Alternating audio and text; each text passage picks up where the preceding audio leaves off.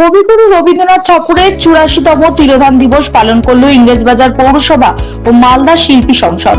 বুধবার মালদা শহরের রবীন্দ্র এভিনিউ এলাকায় রবীন্দ্রনাথ ঠাকুরের মূর্তিতে মাল্যদান করে শ্রদ্ধা নিবেদন করেন ইংরেজবাজার পৌরসভার চেয়ারম্যান কৃষ্ণেন্দু নারায়ণ চৌধুরী। এছাড়াও উপস্থিত ছিলেন কাউন্সিলর ইনচার্জ শুভময় বসু, মালদা শিল্পী সংসদের সভাপতি ডক্টর DN সরকার, সম্পাদক মলয় সাহা সহ অন্যান্য পুরো আধিকারিক ও সঙ্গীত শিল্পীরা।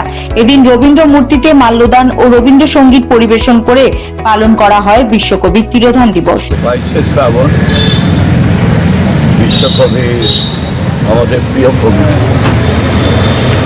রবীন্দ্রনাথ ঠাকুরের তিরোধান দিবস, এবং আমরা এই তিরোধান দিবসে তাকে শ্রদ্ধা নিবেদন করি ইংরেজবাজার পৌরসভার পক্ষ থেকে, এবং যারা সঙ্গীত অনুরাগী শিল্পী সংসদ সবাই মিলে আমাদের chairman councillor member Shubhamoy Basu থেকে আমাদের যারা শিল্পী সংসদের সবাই আজকে শ্রদ্ধার আমরা চাই রবীন্দ্রনাথের যে চিন্তাধারা, গভীর যে মানুষ, সেটা যাতে সব জায়গায় ছড়িয়ে যায়।